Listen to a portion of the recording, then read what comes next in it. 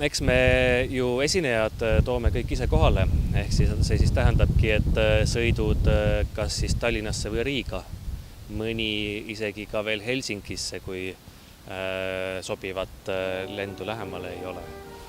Ehk siis eks see logistika on üsna keeruline, et kindlasti Pärnus üks selline lennujaam meie festivali näitel kuluks kindlasti ära, et siis ühest küljest nii esinejate mõttes, teisest küljest publiku jaoks, et on ju teada, et ka Euroopas on selline festivaliturism väga levinud sakslaste seas näiteks või ka brittide seas.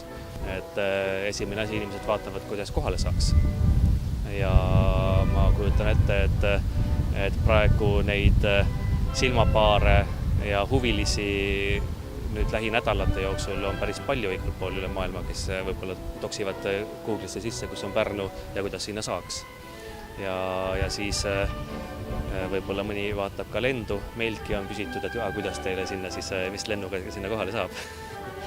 Kui nüüd Eestist natukene niimoodi väljapoole zoomida, et siis eks tõenäoliselt sportlaste kõrval kindlasti on võib-olla isegi number 1 teataksegi Eesti tippmuusikuid.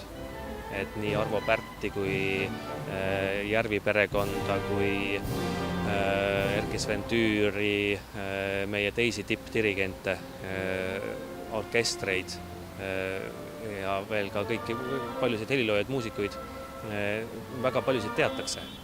Ja ka meie Pärnu festival on tegelikult muusikute ringkonnas just eriti juba absoluutselt üle Euroopa väga tuntud. Inimesed ütlevad ära välisfestivale, kus nad võib-olla teenisid väga palju rohkem, aga nad teavad, et just ka taseme mõttes on just Pärnus üks kõige kõrgetasemelisemaid festivale, kuhu üldse tulla.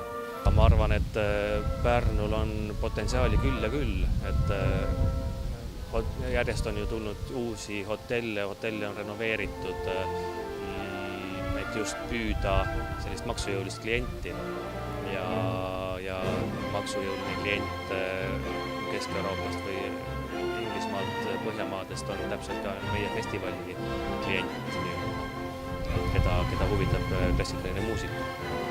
Ehk ma näen järgmiste 5–10 aasta jooksul ka väga tugevat potentsiaali, et rahvusvaheline publik, maksujõuline publik Pärnusse jõuaks.